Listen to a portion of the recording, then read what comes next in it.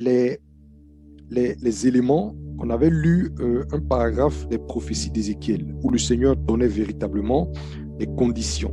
Ça va? Donc, on va commencer par la relecture de ce passage et puis on va aborder maintenant chaque point dans le détail. Ça va? Tout le monde suit? Très bien. Donc, on y va. La sœur Elia, tu peux faire la lecture à partir de la page 23, Ézéchiel chapitre 33 des versets 14 et 15. Vas-y. Ainsi parle l'Éternel. Lorsque je dis au méchant, tu mourras, s'il revient de son péché et pratique la droiture et la justice, s'il rend le gage, s'il restitue ce qu'il a ravi, s'il suit les préceptes qui donnent la vie, sans commettre l'iniquité, il vivra, il ne mourra pas. Très bien. Vas-y, donne la référence. Ézéchiel 33, 14 à 15. Très bien. Donc, avec le paragraphe qu'on vient de lire, on voit que le Seigneur nous parle de ce qu'il attend concrètement de celui qui est repentant. Il dit, si lorsque je dis au méchant, tu mourras, ça veut dire que lorsque quelqu'un est encore dans sa rébellion, dans sa méchanceté, dans sa mauvaise conduite, que je viens vers lui, que je lui dis qu'il mourra, parce que naturellement la conséquence du péché, c'est la mort. Il dit, si celui-là revient de son péché et pratique la justice, s'il rend le gage, s'il restitue ce qu'il a ravi, s'il suit les préceptes qui donnent la vie sans commettre l'iniquité, alors il vivra et ne mourra pas. Donc, en disant s'il, ce sont des conditions que le Seigneur pose. Autrement dit, voici une série de choses que le Seigneur attend véritablement de celui qui est en train d'aller à la mort et qui doit revenir maintenant à la vie, donc de celui qui doit se repentir. Donc ce soir, on va aborder, il y a 4 éléments qui émergent de là. De ce paragraphe-là, il y a 4 éléments qui émergent et on va aborder chaque élément pour essayer de comprendre véritablement le contenu. C'est bon? Donc vas-y. Brélia, vas-y. Revenir de son péché. Oui. Revenir de son péché, c'est mettre un terme à la désobéissance par laquelle on s'est éloigné de Dieu. Beaucoup de gens veulent Dieu sans toutefois rompre avec la pratique du péché. Ils choisissent donc de se tourner vers des prédicateurs qui vont tordre le cou au message de la grâce pour leur vendre l'illusion d'une réconciliation et d'une réunion avec Dieu dans l'état d'iniquité où ils se trouvent. Très bien, donc j'explique. On a dit que revenir de son péché, c'est simple. C'est se résoudre à mettre un terme à la conduite qu'on a eue devant la face de Dieu et qui ne lui est pas agréable. Ça va? Donc, on réalise déjà qu'on a péché parce que c'est pas là que ça commence. On réalise qu'on a péché. On accepte le fait qu'on a péché. On se soumet au fait que la parole de Dieu nous dise que la conduite que nous avons eue est une conduite rebelle vis-à-vis de Dieu, est une conduite qui n'est pas juste devant Dieu. Et ensuite, on se laisse convaincre par le Seigneur de devoir mettre fin à cette conduite-là. Donc, c'est pas là que ça commence. Le problème, c'est qu'aujourd'hui, beaucoup de gens veulent Dieu. Donc, beaucoup de gens sont d'accord pour le fait de devoir marcher avec Dieu, de devoir être des enfants de Jésus, de devoir partir à l'église, tout ça. Il n'y a pas de problème, ils sont d'accord avec, mais à la condition qu'ils aient encore la latitude de demeurer dans la conduite qui leur plaît, qui les passionne, et voilà, la vie qu'ils ont toujours menée et que leur chair affectionne, ils ne veulent pas qu'on y touche. Ils veulent Dieu, mais sans toutefois devoir rompre avec le péché. Et malheureusement, il va se trouver des prédicateurs qui vont vendre l'illusion aux âmes qu'on peut effectivement être réconcilié avec Dieu sans rompre avec le péché. Et donc, naturellement, le fait d'entendre de tels prédicateurs va endurcir davantage les cœurs, puisqu'il y a des gens qui vont les convaincre avec des versets qu'on va sortir de leur contexte, des versets mal compris, escamotés, renversés. Lorsque Zachée a rencontré le Seigneur et qu'il a résolu de changer de vie, il s'est automatiquement assis à la table de la restitution pour rendre les biens qu'il avait soutirés au moyen du racket et de l'escroquerie en tant que collecteur d'impôts. Zachée debout dit au Seigneur, Seigneur, je donne aux pauvres la moitié de mes biens. Et si j'ai extorqué quoi que ce soit à quelqu'un, je lui rends le quadruple. Jésus lui dit, aujourd'hui, le salut est venu pour cette maison, car le Fils de l'homme est venu chercher et sauver ce qui était perdu. Luc, le chapitre 19, à partir du verset 8. Voilà. Donc, je relis. Zachée debout dit au Seigneur, Seigneur, je donne aux pauvres la moitié de mes biens. Et si j'ai extorqué quoi que ce soit à quelqu'un, je lui rends le quadruple. Donc, voici la partie restitution de ce qu'il a ravi. Vous comprenez? Donc, de façon pratique et concrète, on voit ça dans la repentance de Zachée. Zachée ne s'est pas simplement approché de Jésus, ne s'est pas simplement attaché à Jésus. Mais Zachée a effectivement suivi le chemin, suivi la démarche d'une repentance vraie. Il a restitué. Il s'est engagé à restituer ce qu'il avait ravi aux gens. En tant que collecteur d'impôts, il a su facturer certaines taxes, il a abusé de son pouvoir certainement pour faire du racket, etc. Il s'est engagé à faire quoi? À restituer ce qu'il a ravi aux gens. Vas-y, poursuis la lecture. Les remboursements au quadruple, au quintuple ou au double, etc. sont des schémas spécifiques de restitution qui sont prescrits par la loi de Moïse. Ce ne sont pas ces différentes formes-là qui nous intéressent ici, mais bien le principe de fond, c'est-à-dire le devoir même de procéder à la restitution de ce qui est à autrui. Très bien. Donc, ce qui est dit ici, c'est que notre souci, ce n'est pas les questions de remboursement au quintuple, remboursement au quadruple, ce n'est pas ça. Nous, ce qui nous intéresse ici, c'est le principe de fond, celui de devoir restituer ce qui n'est pas à nous et qu'on a ravi, qu'on a dérobé, qu'on a extorqué, qu'on a volé à autrui. Voyez-vous, c'est ça qui est le principe de base et c'est ça qui nous intéresse ici. Et on voit Zachée le faire quand Jésus rentre dans sa maison. Oui, vas-y. Hier, ton avidité s'est appuyée sur la tradition pour déposséder la veuve et l'orphelin de l'héritage qui devait leur revenir. Aujourd'hui, tu as décidé de te tourner vers le Seigneur et de changer de vie. Assieds-toi donc, considère attentivement ce dont tu as frustré la dame et ses enfants, qui sont certainement en train de souffrir quelque part. Va vers eux, confesse ton péché et restitue-leur ce qui est à eux. Très bien. Ici, par exemple, on vient de voir, c'est un exemple pratique qu'on vient de mettre sur la table. Vous savez, quelquefois que dans nos traditions, on va dire, par exemple, que quand le frère meurt ou quand quelqu'un décède, chez nous, par exemple, dans la tradition, c'est ce que les gens disent. Chez nous, dans la tradition, les biens là reviennent. Voilà, c'est le petit frère, ou bien c'est le grand frère, ou bien c'est la famille du défunt qui prend. Mais quand la famille du défunt va prendre ces biens-là, la veuve et les orphelins, qu'est-ce qu'ils deviennent? Mais les gens s'en moquent. Les gens ne se soucient pas de ce que vont devenir la veuve et les orphelins. Donc, très souvent, on a vu des veuves comme ça qui sont retournées quelquefois dans le village de leurs parents, des veuves qui sont retournées, des enfants qui étaient en train d'étudier correctement, qui se sont retrouvés déscolarisés, livrés à eux-mêmes, parce que le petit frère de papa, dès que papa est mort, il a récupéré les biens, etc. Et les gens vont dire que c'est au nom de la tradition. Mais nous savons que selon ce qui est juste, ce sont les héritiers sont les enfants qui sont censés détenir l'héritage de leurs parents, naturellement, avec leur mère qui est devenue qui a partagé la vie du défunt. Et donc, quand tu t'es livré, par exemple, à une telle pratique, que tu as confisqué ce qui ne te revenait pas selon la justice de Dieu, mais ce qui te revenait avec le prétexte d'une tradition, quand tu t'engages à te tourner vers le Seigneur, quand on te prêche l'évangile et que tu te tournes vers Dieu, le Seigneur attend de toi que tu ailles restituer à qui de droit ce qui n'est pas à toi, parce que tu le as ravi. Ça ne dépend pas de depuis combien de temps je le détiens. C'est à toi ou c'est pas à toi? C'est pas à moi. Va le donner à qui de droit? T'attise. Donc tu vas vers les gens, si c'est une maison que tu as pris, tu vas leur restituer la maison qui est à eux. C'est pas à toi.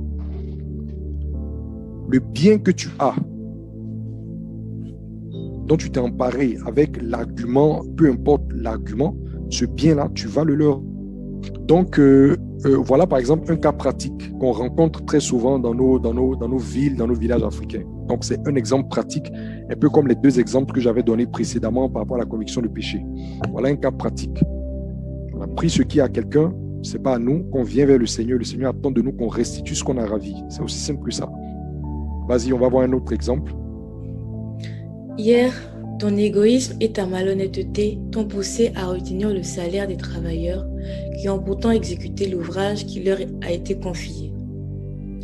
Ils sont repartis carrément bredouilles ou frustrés d'une partie de leurs revenus. Aujourd'hui, tu as décidé de te tourner vers le Seigneur et de changer de vie. Assieds-toi donc, considère attentivement ce dont tu as privé ces travailleurs, puis entreprends objectivement une démarche de restitution à leur égard. Très bien. Donc, par exemple, tu as engagé des gens pour faire un travail, ils ont fait le travail correctement, mais par cupidité, tu n'as pas voulu leur payer le salaire que tu leur devais. Donc, tu leur as donné des miettes, ou voilà, tu leur as donné juste une partie, après je vais remettre le reste, tu ne l'as pas remis, etc. Quand tu te tournes vers le Seigneur attend que tu répares, ce qu'on appelle la réparation, que tu répares ces choses-là, dans la mesure où tu peux. Donc, on va voir tout de suite des détails pour bien circonscrire les choses, mais il faut que vous compreniez déjà le principe de base en matière de restitution. En matière de restitution. Et la restitution est très importante dans le processus de la repentance. Tu ne peux pas conserver les choses que tu as volées. Tu ne peux pas conserver ce qui n'est pas à toi. Là, pendant que tu prétends t'être tourné vers le Seigneur, pendant que tu prétends connaître maintenant Jésus, mais que tu continues de jouir de ce qui n'est pas à toi et dont tu as frustré les gens. Non. Le Seigneur dit non. Il faut que tu rendes aux gens ce qui est à eux. Vas-y. Remarque 1. Il arrive assez souvent que l'on ne soit pas à mesure de retracer là où les personnes que nous avons spoliées de leur bien. Sommes-nous pour autant dégagés de tout devoir de restitution, si bien que nous serons tenus pour innocents en continuant de jouir allègrement de ceux dont nous avons injustement dépossédé autrui? La réponse est non. Très bien. Nombre 5, verset 7 à 8. S'il n'y a personne qui ait droit à la restitution de l'objet mal acquis, cet objet revient à l'Éternel. Très bien. Donc, la première remarque, la remarque 1 qu'on vient de voir, c'est que si tu possèdes des objets mal acquis, tu possèdes un trésor mal acquis, et que tu n'es pas capable de pouvoir clairement identifier le ou la personne en réalité à qui ça revient, ça ne justifie pas que tu les conserves pour autant au prétexte que, par exemple, la personne à qui je devais restituer n'est plus là, ou bien j'ai pris les choses de tellement de gens que je ne peux pas les retrouver pour le leur remettre, donc je garde. Non. Le Seigneur a donné une condition dans sa parole pour dire que si on ne retrouve pas, si on n'est pas capable de retracer la personne à qui on doit remettre ce que nous savons avoir été volé ou injustement acquis, cette chose-là revient à l'Éternel. Donc, ce n'est pas un argument pour conserver. Et donc, je donne un exemple pratique dans la suite pour qu'on comprenne. Vas-y. Dans le cafouillage d'une période de troubles sociaux, tu as volé une bouteille de gaz, un réfrigérateur, même une voiture. En toute honnêteté, il n'était plus possible d'identifier clairement le propriétaire. Tu sais désormais ce qu'il te reste à faire dans ce cas. Déposer l'objet aux pieds du Seigneur. Donc, on va progresser à partir de là où on s'était arrêté. On est donc sur la brochure, la repentance complète et véritable. Donc, la dernière fois, on a introduit, on a essayé de comprendre pourquoi est-ce que Jean-Baptiste a été envoyé pour ouvrir le chemin du Seigneur. On a essayé de voir pourquoi c'était utile que Jean soit premièrement manifesté et pourquoi le Père n'a pas envoyé directement Jésus pour qu'il vienne s'introduire, se présenter et directement délivrer son message. Pourquoi il a fallu que Jean le précède et vienne faire le travail qu'il a fait. Donc, on a vu ça la dernière fois. On a essayé de comprendre à la lumière de la parole que Lorsque l'apôtre Paul dit que pour celui qui est en Christ, les choses anciennes sont passées, c'est bien dans la mesure où la repentance est la porte par laquelle on rentre en Jésus-Christ, ou bien le moyen par lequel on se trouve greffé à Jésus. Donc, on a expliqué que l'apôtre Paul ne disait pas seulement que quiconque croit que Jésus est le Seigneur est une nouvelle créature. Non, il dit celui qui est en Christ est une nouvelle créature. Et on a vu que quelqu'un pouvait effectivement croire que Jésus est le Seigneur sans toutefois être une nouvelle créature, sans que les choses anciennes ne soient passées à son niveau. Parce que pour que les choses anciennes passent, il faut qu'on ait premièrement résolu de changer de vie. Donc, de rompre avec une ancienne manière de vivre pour nous engager dans une nouvelle. Et c'est ce volte-face-là qui va nous obtenir véritablement d'être réconciliés avec Dieu et lavés de nos anciens péchés par le sang de l'agneau. Et c'est le fait que le sang de l'agneau, justement, nous lave de nos anciens péchés qui va consacrer le passage des choses anciennes, qui va effacer le souvenir des choses anciennes, de sorte qu'on ne puisse plus nous les reprocher. C'est bon? On a progressé en expliquant que quand l'apôtre Paul, le même apôtre Paul dit qu'il n'y a plus de condamnation pour ceux qui sont en Jésus-Christ, il n'était pas en train de dire que dès que quelqu'un se fait chrétien, s'il lui arrive de pécher ou s'il lui arrive de se conduire de façon en désobéissance vis-à-vis de la parole de Dieu, que Dieu ne considère pas ça. On a vu que c'est pas ce que l'apôtre Paul est en train de dire. On a expliqué que quand il dit qu'il n'y a plus de condamnation pour ceux qui sont en Jésus-Christ, c'est pour deux raisons. La première, c'est que nous tous qui étions condamnés, qui étions en prison du fait de nos iniquités, parce que nous avons obtenu miséricorde, naturellement, on a été sortis de prison, puisque Christ nous a blanchis. Ayant été blanchis, il n'y a plus de raison que nous soyons dans les geôles ou dans la prison. Donc, la première chose, c'est que Jésus nous a sortis de prison. Ça va? Au moyen de la rémission de nos péchés, Jésus nous a sortis de prison. Parce que ce qui justifiait que nous soyons en prison, c'était bien nos péchés. Voyez-vous, vous savez que quand on conduit quelqu'un au tribunal, s'il est reconnu coupable, le juge fait quoi? Le juge le condamne.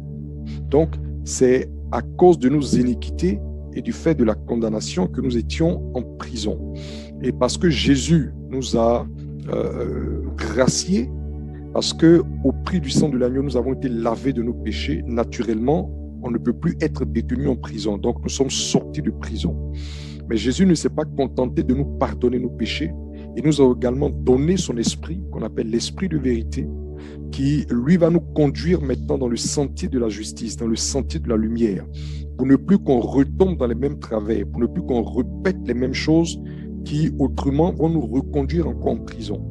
Vous savez que même quand une grâce présidentielle est signée, qu'un prisonnier est sorti, s'il récidive, s'il refait les mêmes choses, qu'est-ce qui se passe? On le renvoie en prison. On ne dit pas que, comme il a été gracié par une mesure présidentielle, s'il reprend les mêmes torts, on va le laisser dehors. Non, on le renverra en prison. D'ailleurs, quand on prend une mesure de grâce pour libérer des prisonniers, c'est dans l'espoir que ceux-ci ne recommettent pas les mêmes choses.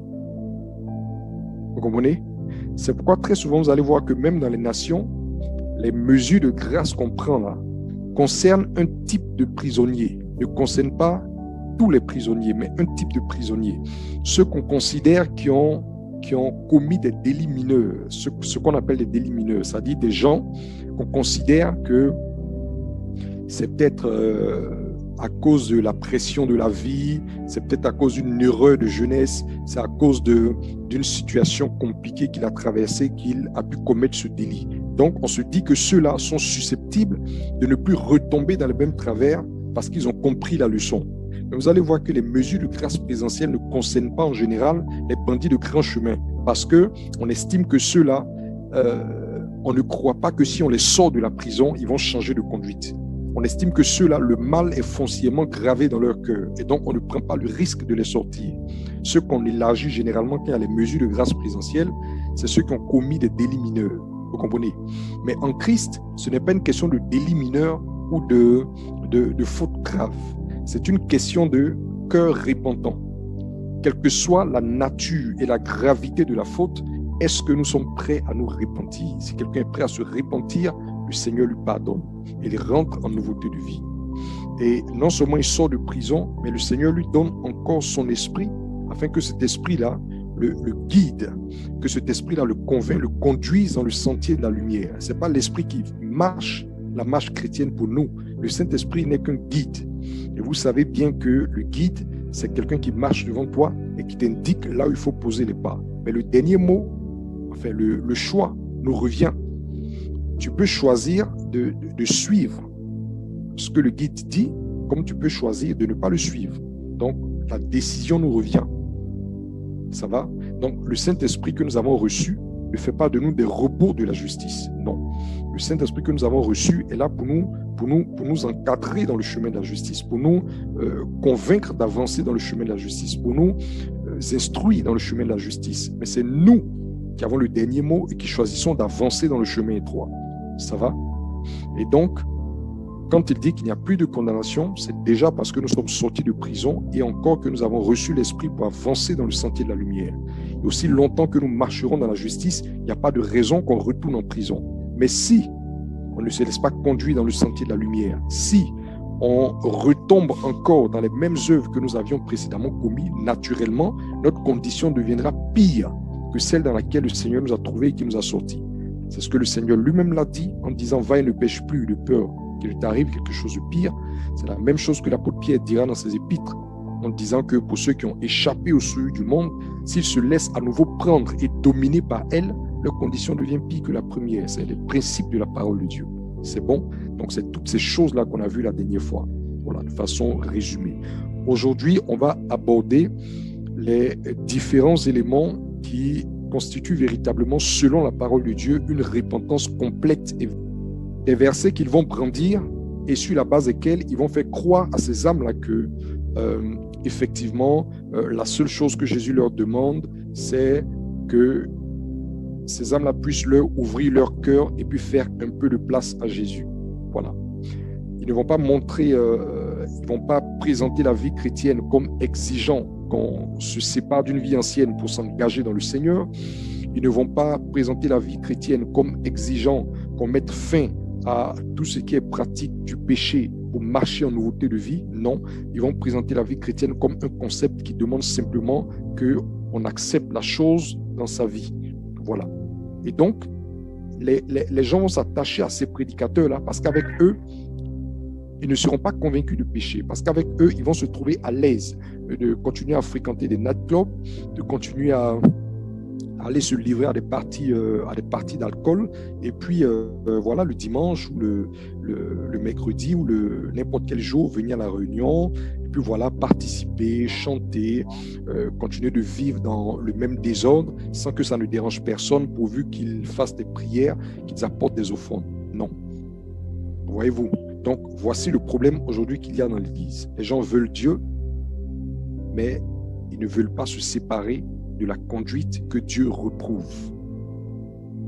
Or, ça ne peut pas marcher comme ça, parce que c'est justement à cause des choses que Dieu reprouve qu'il a envoyé son Fils et qu'il a fait précéder par un prédicateur de la repentance. Donc, vas-y, poursuis. Ce qu'ils ignorent pour la plupart, c'est que c'est précisément pour nous débarrasser du péché que Jésus-Christ est entré dans ce monde. Celui qui pratique le péché est du diable, car dès le commencement... Précise ce que tu es en train de lire. Précise. D'accord. Je lis 1 Jean, chapitre 3, verset 8. Celui qui pratique le péché est du diable, car dès le commencement, le diable pêche. C'est pour ceci que le Fils de Dieu a été manifesté, afin qu'il détruisît les œuvres du diable. Très bien. Vas-y. L'œuvre du Christ, c'est de réconcilier l'homme avec son Créateur. Pour ce faire, il lui faut détruire les œuvres du diable qui sont à l'origine de leur séparation et qui consistent essentiellement dans la culture du péché. Le succès de cette opération exige que l'individu lui-même soit premièrement convaincu de devoir mettre fin à sa rébellion. C'est le rôle du Saint-Esprit de convaincre le pécheur, mais il est de sa responsabilité à lui de se laisser convaincre et d'y renoncer. Dieu ne brigandera personne. Très bien. Donc, on vient de lire 1 Jean le chapitre 3, le verset 8, qui dit que celui qui pêche est du diable, parce que c'est le diable qui pêche dès le commencement. Autrement dit, la nature du péché, c'est la nature du diable. Et celui qui se livre au péché, naturellement, est fils du diable. Dans le domaine spirituel, la filiation n'est pas liée à des événements. La filiation est liée à la nature que nous portons. Voyez-vous? Donc, on dira de quelqu'un qu'il est fils de Dieu ou fils du diable en fonction de la nature qu'il revêt. Ce n'est pas parce que quelqu'un se déclare fils de Dieu qu'il est fils de Dieu. Vous comprenez? Ce n'est pas, on n'est pas fils de l'un ou de l'autre parce qu'on choisit de se déclarer fils de l'un ou de l'autre. Non. On est fils de l'un ou de l'autre en fonction de la nature qu'on revêt. Donc, celui qui revêt la nature de Dieu est fils de Dieu. Et celui qui revêt la nature du diable est fils du diable. C'est aussi simple que ça. Voyez-vous, c'est aussi simple que ça. On peut avoir été fils du diable et devenir fils de Dieu. Comme on peut avoir été fils de Dieu et redevenir fils du diable parce qu'on s'est fait à nouveau vaincre et revêtir de la nature du diable, tout simplement. Vous comprenez? Donc, ce n'est pas une filiation qui est liée à un événement pour dire, par exemple, que tel jour à telle heure, je suis né d'un tel et donc je suis invariablement fils d'un tel. Non. Dans le spirituel, la filiation est question de la nature qu'on revêt, tout simplement. On est d'accord?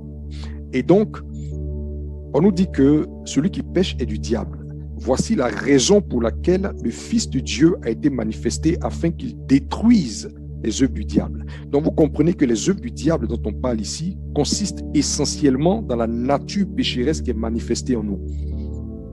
Les questions de maladie, les questions de captivité démoniaque, tout ça, ce sont les fruits, ce sont les conséquences. Mais la vraie racine de la vraie plateforme à partir de laquelle le diable opère dans nos vies, c'est la manifestation du péché. C'est pourquoi lorsqu'il est arrivé dans le jardin, la première chose qui s'est appliquée à faire, c'était de séduire l'homme et de l'entraîner dans le péché. Dès l'instant où l'homme est tombé dans le péché, le diable maintenant pouvait avoir un libre accès à sa vie et dérouler son programme de destruction. Vous savez que le diable ne vient que pour faire quoi? Égorger, voler et détruire. Mais pour qu'il puisse égorger, voler, détruire, il a besoin d'avoir un droit d'accès à la vie de quelqu'un. Et le droit d'accès là, c'est essentiellement par quoi? Par l'inoculation du péché. Donc, quand le diable arrive, quand le diable frappe à la porte de quelqu'un, quand le diable veut détruire la vie de quelqu'un, la première chose qui va s'appliquer à faire, c'est d'introduire l'iniquité dans la vie de la personne. Une fois que la personne a été contaminée, une fois que la personne a reçu le péché, ce péché-là va donner maintenant un droit légal au diable. Ce péché-là va ouvrir une brèche pour que le diable puisse s'engouffrer dans la brèche et dérouler maintenant son agenda de destruction dans la vie. Vous comprenez le principe? Donc, l'Écriture nous dit que le Fils de Dieu est justement venu afin de détruire les œuvres du diable. Essentiellement, ce péché qui nous a été inoculé et qui fait que l'adversaire a emprise sur nous. Voyez-vous? Donc, quand on parle de Fils de Dieu est venu détruire les œuvres du diable, ne voyez pas premièrement les questions de guérison, délivrance, etc. C'est vrai que ça fait partie, mais la chose la plus essentielle, c'est de détruire même, d'ôter le péché. Parce que c'est du péché que tout est parti. Donc, la chose la plus essentielle dans la transformation d'une vie, dans la restauration d'une vie, dans le salut d'une âme, c'est d'ôter le péché. Et quand le péché est ôté naturellement, les choses qui étaient greffées au péché vont partir maintenant par le souffle de l'esprit. C'est bon? Ça va, on me suit? Très bien. Donc, on a expliqué ensuite que pour que Jésus puisse effectivement ôter le péché d'une vie, ôter efficacement le péché d'une vie, il faut premièrement que l'individu lui-même se laisse convaincre par le Saint-Esprit que à tel niveau, il y a péché dans sa vie. À tel niveau, il y a rébellion dans sa vie. Parce que si tu ne conçois pas que ta conduite est pécheresse, comment est-ce que tu peux t'en repentir? Si tu n'acceptes pas que telle façon de faire n'est pas bonne devant le Seigneur ou est en opposition vis-à-vis de la parole de Dieu, si tu n'acceptes pas ce principe de base-là, comment est-ce que tu peux en venir à la repentance? Tu ne peux pas te repentir. Donc la repentance commence par la conviction de péché. Il ne peut pas avoir de repentance sans conviction de péché. Et la conviction de péché, ce n'est pas quelque chose qui nous tombe comme ça dessus. Non. Le Saint-Esprit fait son travail pour nous convaincre, mais il faut que nous, on se laisse convaincre. Vas-y, poursuis la lecture. Quelqu'un qui refuse d'admettre le caractère impie de sa conduite ne reviendra pas de son péché.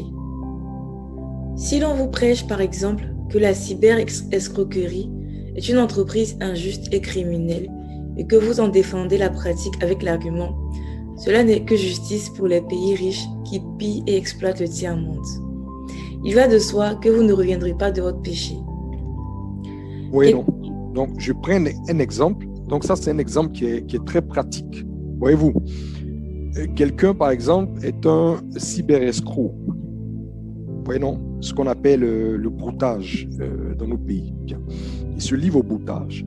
Tu l'approches, tu lui parles et tu essaies de lui faire comprendre que ce broutage, c'est mauvais, que c'est une activité d'escroquerie, que c'est du vol, un vol numérique, appelons ça comme on veut, mais c'est du vol, vous comprenez?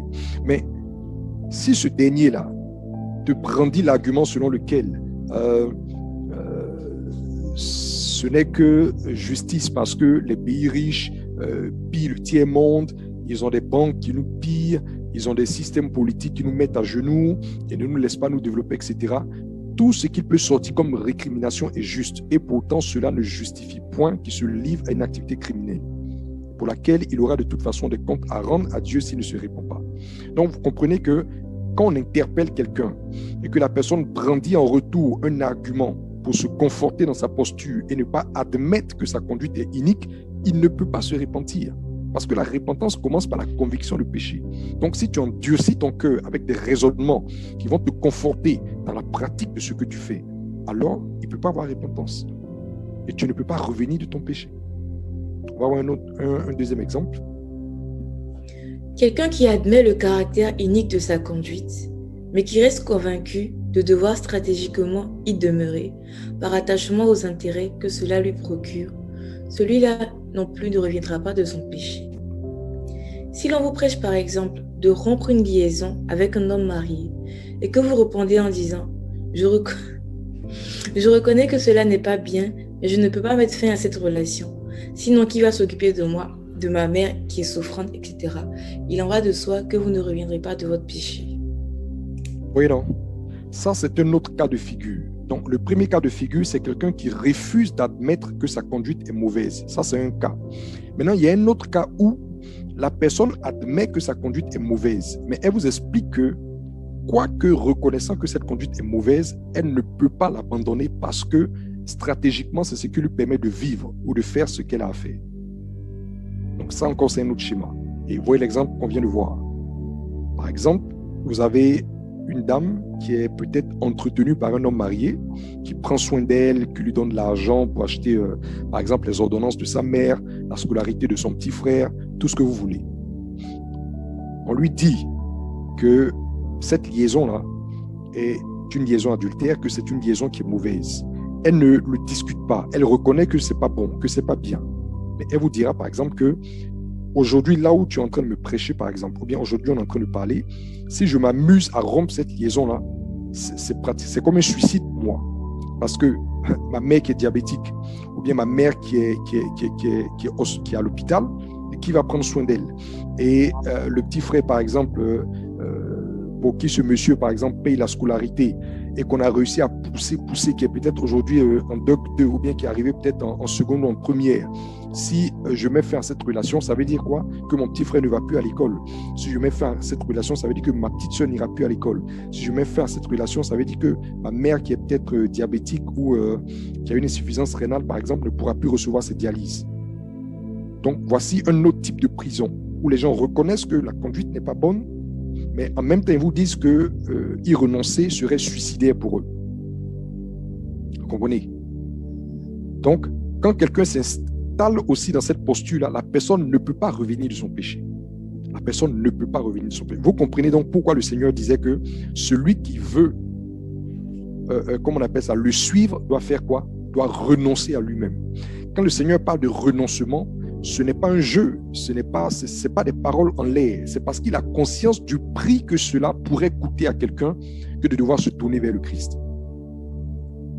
Pour nous tous d'ailleurs, il y a un prix à payer. Il y a eu un prix à payer pour se tourner vers le Seigneur. Mais pour certains, le prix à payer a été plus lourd que d'autres. Vous voyez par exemple le cas que je viens de citer, le cas pratique que je viens de citer. Si cette personne veut véritablement se tourner vers le Seigneur, s'engager dans une démarche de repentance et qu'elle rompt cette relation, il va de soi que la maison sera chamboulée pendant un moment. Plus d'argent pour payer le loyer, plus d'argent pour payer les soins de ceci, plus d'argent pour payer les scolarités de ci. Donc, pendant un temps, la maison sera vraiment chamboulée. Mais ça aura été le prix à payer pour s'engager dans la voie du Seigneur.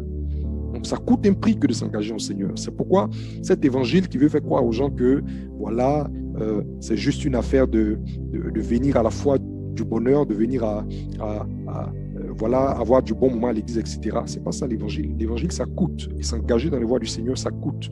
Et le Seigneur ne l'a pas caché. C'est bon? Le Seigneur ne l'a pas caché, ça coûte. À moins qu'on soit dans une foi théorique, enfin une foi fabriquée en fait par l'église de notre génération, mais qui ne soit pas la foi dont parle l'Écriture. Voyez-vous? Bien, on poursuit. Lorsque Dieu s'est révélé aux enfants d'Israël pour les sortir d'Égypte et les conduire dans le lieu de repos qu'il avait préparé pour eux, la première chose qu'il leur a demandé de faire, alors qu'ils n'avaient même pas encore célébré la Pâque, ni même entamé la marche de l'Exode, ce fut de couper radicalement avec la culture idolâtre des Égyptiens. Très bien. Donc, quand Dieu s'est révélé aux Israélites qui étaient encore esclaves en Égypte et qu'il leur a fait connaître son projet de les sortir de l'esclavage pour les conduire dans la terre promise, la première chose que Dieu leur a demandé de faire, je dis bien avant la célébration de la Pâque. Vous savez que la Pâque marquait justement cette nuit-là de sortie. C'est ça, non? La Pâque marquait, c'était la nuit de sortie. Mais avant même qu'on en vienne à la sortie concrète, la première chose que le Seigneur leur a demandé de faire, c'était de renoncer à leurs idoles en Égypte. Quand vous lisez le récit de la délivrance d'Israël dans le livre d'Exode, vous ne verrez pas clairement mentionner ce qu'on est en train de dire. Mais par contre, dans les prophéties d'Ézéchiel, au chapitre 20, dans l'une des révélations que le Seigneur a données à Ézéchiel, quand il se tenait assis devant les anciens d'Israël, le Seigneur va revenir sur cet épisode-là et expliquer effectivement que quand il s'est révélé aux Israélites, la première chose qu'il leur a demandé de faire, c'était de rompre avec les idoles de l'Égypte. Et on va voir quelle a été la réaction des Juifs. Vas-y, tu peux lire le verset, tu donnes la référence et tu lis. Ézéchiel 20, versets 5 à 8. J'ai levé ma main vers la postérité de la maison de Jacob, et je me suis fait connaître à eux dans le pays d'Égypte. Je leur dis, rejetez chacun les abominations qui attirent vos regards, et ne vous souillez pas par les idoles de l'Égypte. Je suis l'Éternel votre Dieu. Et ils se révoltèrent contre moi, et ils ne voulurent pas m'écouter. Aucun ne rejeta les abominations qui attiraient ses regards, et ils n'abandonnèrent point les idoles de l'Égypte. Voyez-vous, est-ce que ce verset est clair? Donc Dieu dit que quand je me suis révélé aux Israélites, je leur ai dit d'abandonner leurs idoles parce qu'ils ont évolué dans une culture païenne en Égypte. Vous comprenez? Les Égyptiens ne connaissaient pas Dieu. Les Égyptiens étaient une nation idolâtre. Donc les enfants d'Israël ont évolué là-dedans. Donc ils avaient aussi une culture idolâtre à l'image des Égyptiens. Vous comprenez? La preuve, quand Dieu s'est révélé à Moïse et qu'il l'a envoyé pour aller dire aux enfants d'Israël que je viens pour vous délivrer, Moïse lui a dit, mais ils ne te connaissent pas et tu m'envoies vers eux. Quel nom je leur dirai?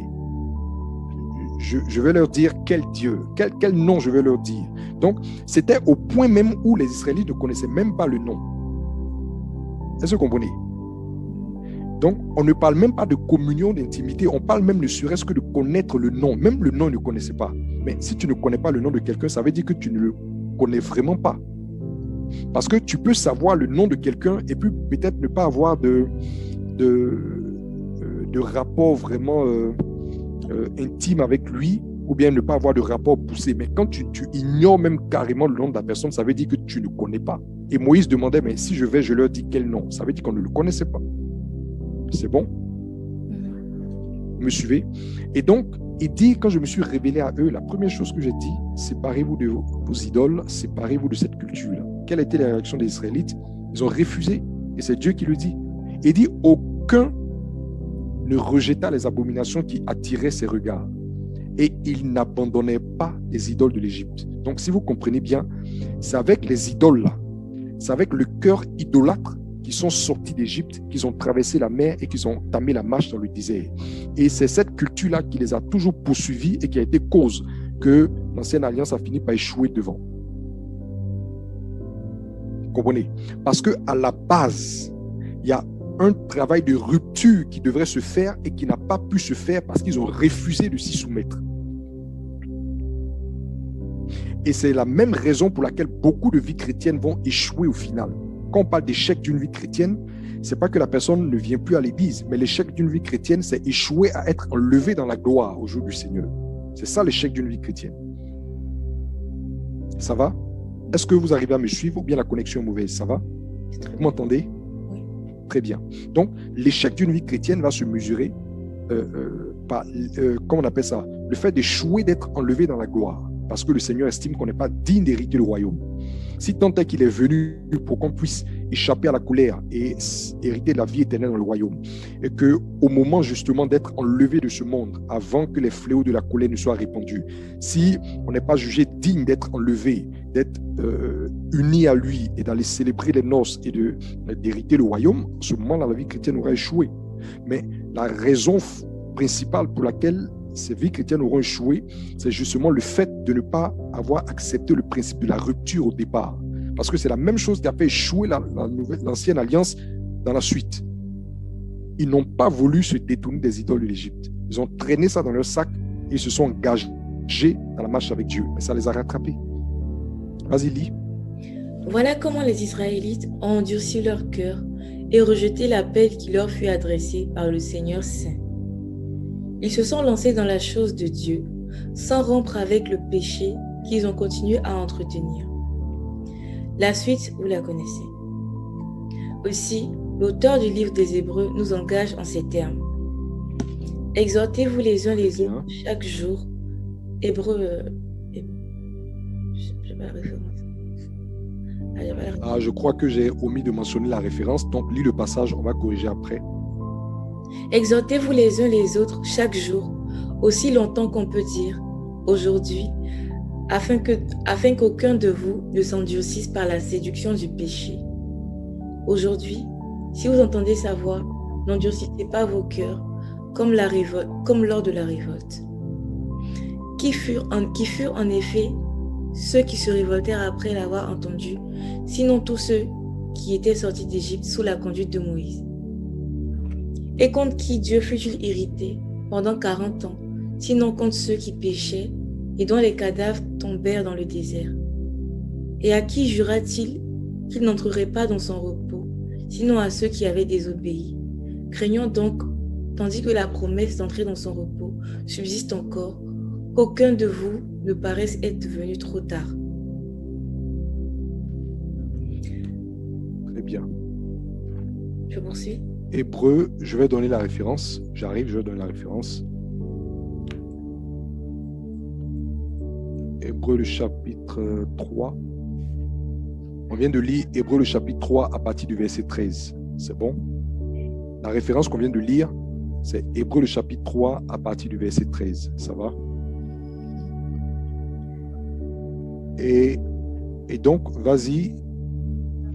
Je le répète encore une fois. Que Oui. personne ne vous vende l'illusion d'une réconciliation et d'une réunion avec Dieu sans rupture avec le péché. Très bien.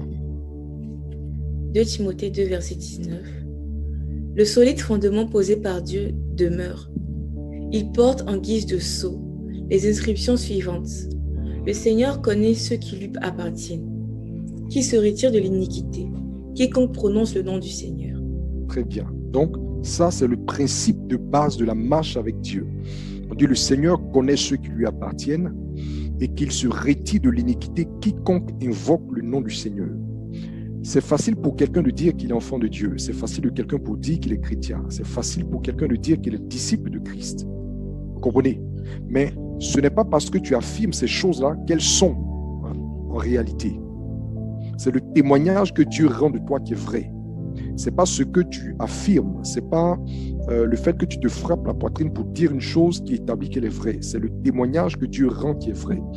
Quand tu te déclares chrétien, est-ce que Jésus, lui, te reconnaît comme son disciple? En Jean le chapitre 8, à partir des versets 29, 30, 31, le Seigneur dira, la Bible dit que Jésus dit aux Juifs qui avaient cru en lui, si vous gardez mes commandements, si vous gardez ma parole, vous êtes vraiment mes disciples. Et on nous dit que ceux-là avaient premièrement cru. Mais il leur dit, si vous gardez ma parole, alors vous êtes vraiment mes disciples.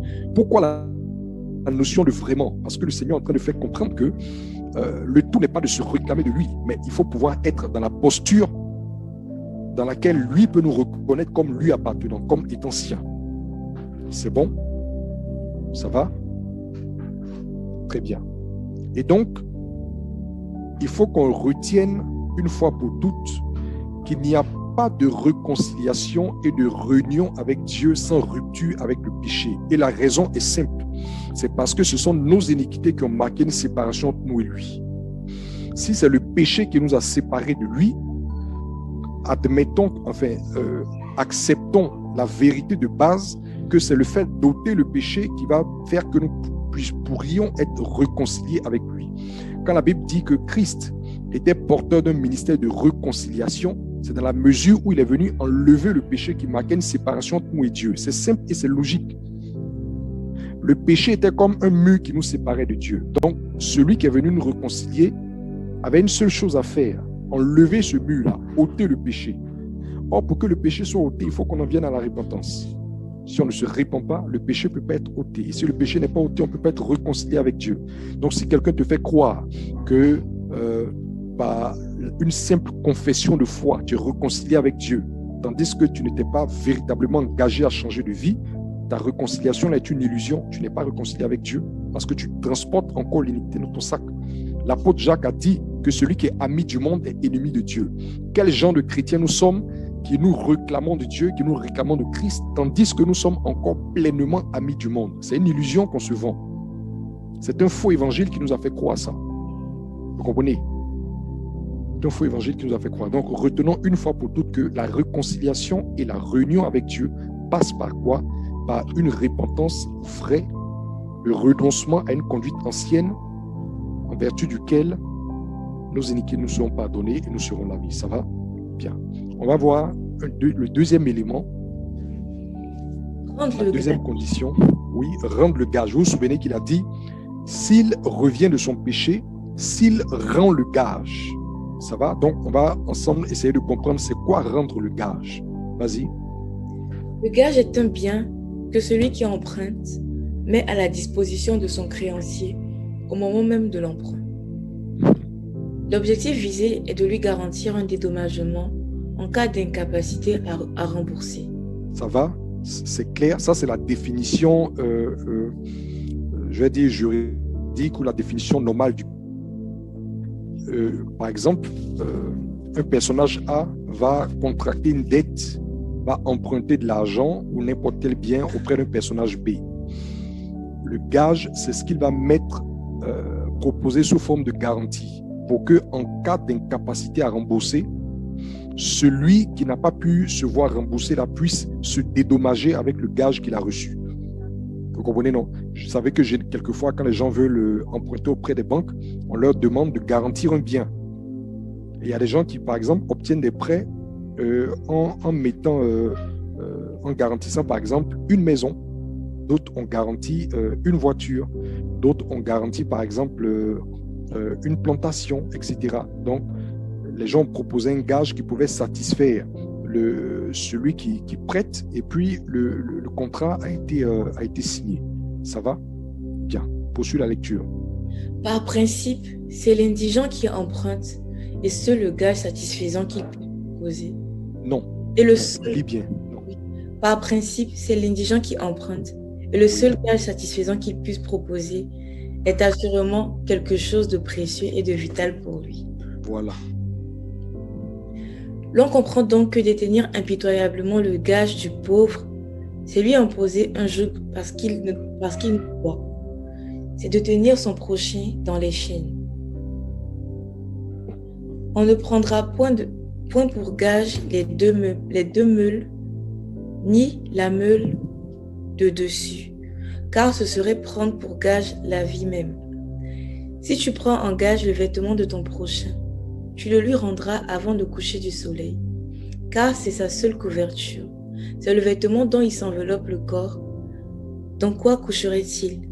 S'il crie à moi, je l'entendrai, car je suis miséricordieux. Deutéronome 24, verset 6 et Exode 22, verset 26 à 27. Ok. Bon. Non, je prends la parole. Ce qu'on vient de voir, c'est que on a compris ce qu'est le gage. On a dit que c'est un objet de valeur qu'on va proposer comme garantie pour contracter un prêt, parce qu'on a besoin de cet argent-là pour faire une chose ou une autre. C'est bon. On vient de voir ce qu'est le gage et en progressant, on comprend que c'est les pauvres. C'est le pauvre qui emprunte auprès du riche.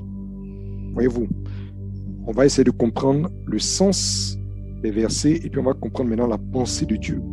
C'est le pauvre qui emprunte auprès du riche. Et donc, de tenir le gage du pauvre, en réalité, c'est maintenir son prochain sous un joug parce que celui-ci nous doit d'une manière ou d'une autre. En cela, les passages qu'on vient de lire de Deutéronome 24 ou d'Exode 22 nous disent que le Seigneur dit qu'on ne prendra point pour gage les deux meules, ni la meule de dessus, car ce serait prendre pour gage la vie même. Ça veut dire quoi? Les meules dont il parle, c'est ce qui permet à l'individu, par exemple, de produire sa nourriture. Et donc, si tu détiens comme gage ce qui permet à quelqu'un, par exemple, de produire sa nourriture et de vivre, c'est comme si tu l'affames. Tu peux dire, mais je suis dans mon droit puisque c'est ce qu'il a jugé, c'est ce que lui m'a proposé comme gage. Mais la justice de Dieu est plus élevée que la justice des hommes. Humainement parlant, on peut dire qu'il n'y a pas de problème dans la mesure où c'est l'emprunteur qui a proposé le gage. Et donc, s'il n'est pas en mesure de rembourser et que le créancier décide de maintenir le gage, le créancier n'a pas péché. Mais Dieu dit que si tu retiens comme gage quelque chose qui est vital pour ton prochain, tu as péché devant lui. Ça, c'est le standard de Dieu. Ça, c'est la justice de Dieu. Et nous, en tant qu'enfants de Dieu, on a pour vocation de nous aligner sur les voies de Dieu et de suivre le standard de Dieu. Selon la justice humaine, on peut dire, mais si le créancier retient le gage, il a raison, parce que le contrat de base stipulait qu'il devait pouvoir s'en servir pour se dédommager en cas d'incapacité à rembourser. Et Dieu dit que les choses ne soient pas ainsi, parce que tu ne dois pas maintenir ton prochain sous un joug parce qu'il te devrait quelque chose. Non. Ça, c'est la justice du royaume. Ça va? On me suit? Très bien. Et il dit encore, si tu prends en gage le vêtement de ton prochain, il faut que tu le lui rendes avant le coucher du soleil, car c'est sa seule couverture. Dans quoi il va se coucher? Et s'il crie à moi, je l'entendrai, car je suis miséricordieux. Vas-y, rendre le gage. Rendre le gage est globalement synonyme de relâcher tous ceux que nous retenons captifs parce qu'ils nous sont redevables de quelque manière, qu'il s'agisse d'une dette matérielle ou émotionnelle.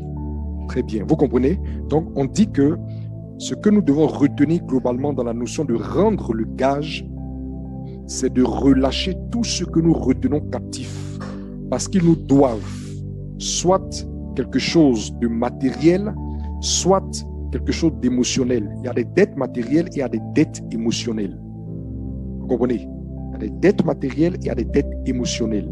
Et Dieu dit que celui qui est engagé dans un processus de repentance ne doit pas se limiter seulement à mettre fin à sa conduite rebelle, mais il doit rentrer en lui-même et se trouver capable de relâcher tout ce que lui retient prisonnier parce qu'il lui doit d'une manière ou d'une autre. Est-ce que vous comprenez? Est-ce qu'on comprend déjà ça?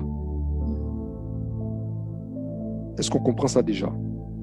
Dieu nous demande de relâcher tout ce que nous retenons prisonniers parce qu'ils nous doivent d'une manière ou d'une autre. Il ne nous dit pas qu'on n'a pas eu raison. Ce n'est pas une question de qui a raison, qui a tort. Dieu ne discute pas la raison avec nous. Il nous montre ses voies.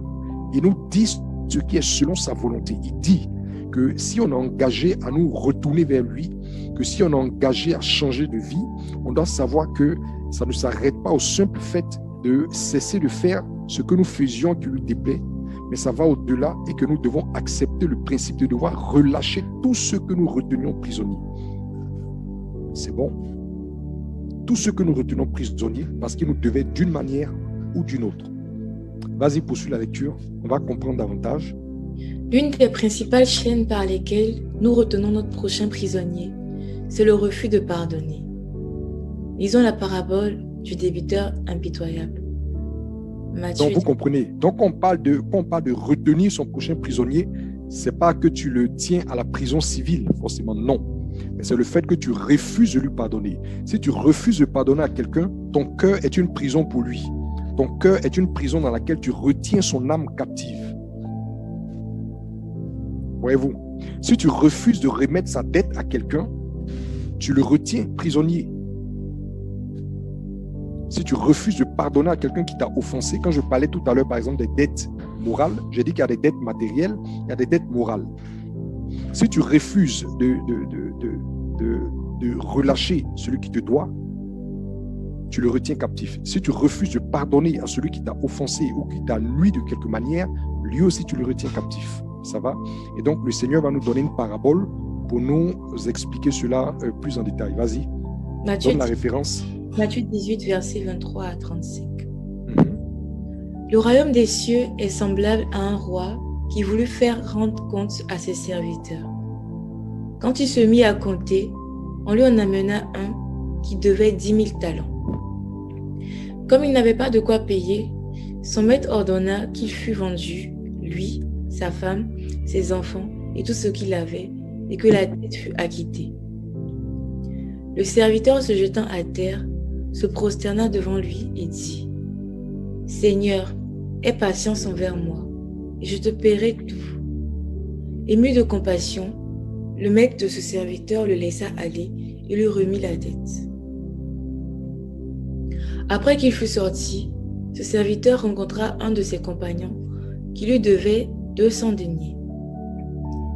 Il le saisit et l'étranglait en disant : « Paie ce que je me dois. » Son compagnon se jetant à terre, le suppliait disant : « Aie patience envers moi, et je te paierai. » Mais l'autre ne voulut pas, et il alla le jeter en prison, jusqu'à ce qu'il eût payé ce qu'il devait.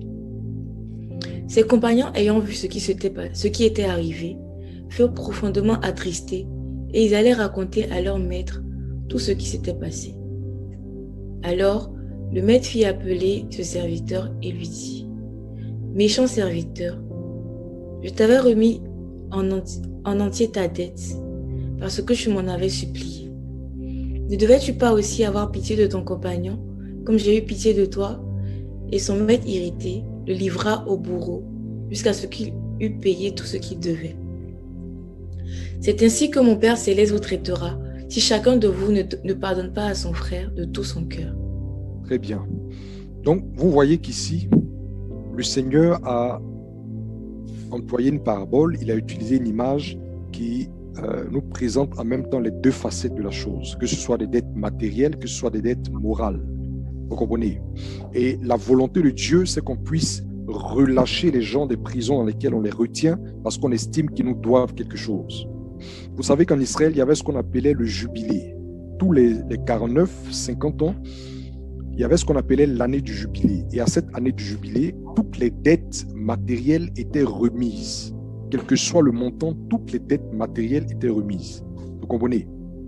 Donc, si sous l'ancienne alliance, qui est moins excellente que la nouvelle, Dieu avait inséré une clause de remise de dettes de façon périodique, à combien plus forte raison les enfants de la nouvelle alliance que nous sommes devons savoir être capables de remettre à celui qui est dans l'incapacité de nous rembourser sa dette. Est-ce que vous comprenez? Si on réalise que quelqu'un est dans l'incapacité de nous rembourser, ce qu'on est en train de dire, ce n'est pas que si tu prêtes de l'argent à quelqu'un, automatiquement, faut dire que tu n'as pas besoin de remboursement. Non. Si vous êtes parti sur la base d'un prêt, ça veut dire qu'il devra te rembourser. Mais s'il se trouve que ton prochain est dans l'incapacité de te rembourser, relâche-le. Ne le retiens pas comme un prisonnier. Relâche-le. Telle est la volonté de Dieu. Parce que sans ça, tu vis. Et Dieu te dit que c'est lui qui pourvoit tes besoins. Et même la dette que tu es en train de remettre là, il est capable de te donner le double ou le triple. Dieu est capable de te donner le double ou le triple de ce que tu remets aux gens. C'est lui qui pourvoit tes besoins. Et sans le remboursement de cette dette, tu vis. Sans le remboursement de cette dette, tu respires. Sans le remboursement de cette dette, tu as su tes charges. Et si tu réalises que ton prochain n'est pas à mesure de te rembourser, libère-le. Si quelqu'un t'a offensé de quelque manière, quelqu'un t'a insulté tes parents, t'a maudit, t'a tout ce que tu veux, quelqu'un t'a offensé d'une manière ou d'une autre, tu dois savoir que dans notre engagement à marcher avec Dieu, dans les voies de Dieu, nous devons faire quoi? Nous devons relâcher ces personnes-là. Donc, dans notre processus global de repentance, Dieu veut que nous aussi, nous puissions pardonner à tous ceux qui nous ont offensés, que nous puissions libérer aussi, remettre les dettes de tous ceux qui nous doivent matériellement. Voilà. Si c'est un gage que tu as pris, rends le gage. Quelqu'un est venu, il a mis sa voiture en gage, il a mis sa maison en gage, il a demandé un tel prêt, il est allé, ça n'a pas marché, etc. Ne le regarde pas dormir dans la rue pendant que tu confisques le gage de sa maison et que toi et tes enfants, vous dormez à l'aise dans une maison. Aux yeux de la loi, c'est ton droit. Mais devant Dieu, Dieu estime que le fait pour toi de confisquer le gage, de garder la maison, pendant que lui et sa famille dorment dans la rue, tu es en train d'agir mal. Donc, rends le gage. Rends le gage des gens. Si quelqu'un ne peut pas te rembourser, remets-lui sa dette. Si quelqu'un t'a offensé d'une manière ou d'une autre, pardonne-lui. C'est ça que Dieu appelle rendre le gage. Ça va? Donc, on vient de voir, on a vu s'il revient de son péché. Ensuite, on vient de voir s'il rend le gage. Troisième élément, s'il restitue ce qu'il a ravi. Donc, on va aborder un autre aspect. Vas-y, tu peux lire. Je ne termine plus la lecture. Ah si, pardon. Vas-y. Renvoyer libres les opprimés est un maillon très essentiel dans la repentance. Quiconque refuse de gracier son prochain maintient ses propres transgressions. C'est en tout cas ce que la parabole nous enseigne, que celui qui refuse de gracier son prochain va maintenir ses propres transgressions vis-à-vis de Dieu. On est d'accord? C'est un principe qui nous est largement enseigné dans la prière du Notre Père. Pardonne-nous nos offenses comme nous pardonnons à ceux qui nous ont offensés. Naturellement, quand on a l'intelligence de comprendre ces choses, ça veut dire que si nous refusons de pardonner, on fait quoi? On maintient nos propres iniquités. Et la parabole qu'on vient de lire enseigne la même chose. On lui avait remis sa dette, il a refusé de remettre à l'autre sa dette. Lorsque le roi a été informé, il a appelé et il a fait jeter en prison. C'est bon? Donc, vas-y. Psaume 32, verset 1. Heureux celui à qui la transgression est remise, à qui le péché est pardonné. Amen. Troisième point. Oui. Restituer ce que l'on a ravi. Dans le processus de la repentance, il faut s'appliquer à restituer ce qu'on a volé ou extorqué à autrui. Nous devons nous revêtir d'humilité et de repentir pour retourner aux propriétaires ou ayant droit ce qu'on leur a pris. C'est un impératif. Très bien. Donc, il faut comprendre que dans notre marche, sur notre parcours, on a certainement extorqué quelque chose à quelqu'un, on a volé quelque chose, on a abusé d'une certaine posture pour nous emparer de quelque chose qui ne nous revenait pas. On a forcé, par exemple, l'acquisition de quelque chose qui n'était pas à nous, etc. Quand on s'engage dans le processus de la repentance, Dieu attend de nous que tout ce qu'on a ravi à autrui, qu'on le restitue. Vous comprenez? On va voir des exemples tout à l'heure, mais déjà, il faut comprendre le principe de base. Tout ce que tu sais que tu as pris aux gens, qui n'est pas à toi et que tu détiens, le Seigneur te dit que c'est ton devoir de le leur restituer. Vas-y.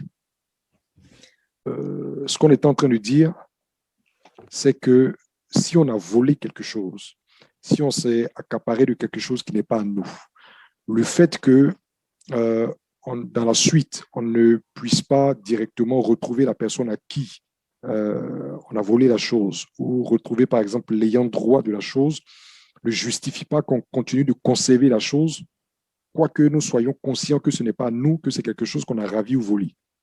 Voyez-vous? Et dans ce cas-là, le Seigneur dit que s'il ne se trouve personne à qui l'objet puisse revenir directement, cet objet-là revient à l'Éternel. Donc, tu lui renvoies. Lui, il est le propriétaire de la terre, des cieux, tout ce qui renferme. Donc, il est le premier propriétaire de tout. Donc, si tu ne retrouves pas l'individu de qui tu as spolié la chose là, il y a un grand propriétaire qui est l'Éternel, va lui rendre ça.